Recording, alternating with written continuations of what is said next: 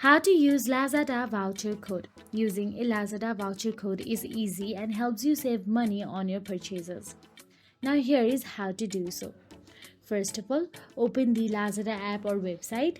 Here, browse and add products to your cart. Now here, let's simply scroll down and look for the products we prefer and simply tap on the product. Once you tap on the product, you will get to see add to cart option available there. Simply tap on the add to cart. Once added to the cart, all you have to do is tap on the cart icon available there at the top right corner of your screen and navigate to your cart section.